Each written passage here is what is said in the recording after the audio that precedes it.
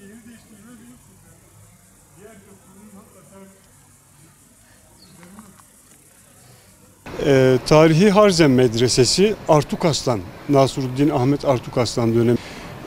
Harzem köyü Artuklulardan önce de önemli bir yerleşim alanıydı. Bir Bizans Doğu Roma İmparatorluğu'nun gözetleme karakol noktası idi. Ama Artuklular döneminde inşa edilmiş ve önemli bir konum olmuştur Artuklular döneminde.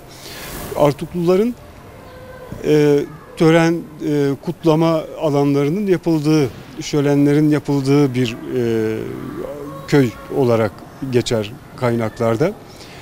Harzem Medresesi Artukarslan, Nasuruddin Ahmet Artukarslan'ın azatlı kölesi Şeyh Taceddin ismiyle anılır daha çok.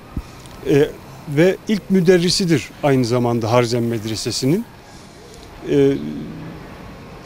Şehir dışında oluşu hasebiyle köylüler tarafından çok daha rahat korunabilmiş bir tarihi eserdir. Köylerdeki tarihi eserler şehirlerden çok daha iyi korunmuş durumda. 1211 senesinden bu yana medrese bozulmadan, işlevini yitirmeden bugünümüze kadar sapasağlam gelebilmiş ve ziyaretçilere açık durumdadır.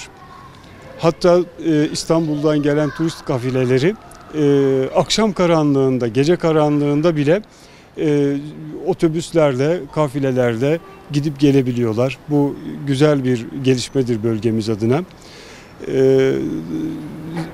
İnanç turizmi rotasına eklenmesi gereken önemli bir nokta olması hasebiyle Artukaslan'ın şehrin büyük bir bölümünü imar ederken Şehidiye Külliyesi, Kızıltepe'deki Dunaysır Külliyesi ve üçüncü olarak Harzem Medresesi'nin inşa edildiği dönem olarak bilinir. Aynı zamanda Hatuniye Medresesi'nin inşaatı da yine Artukaslan zamanında tamamlanmıştır.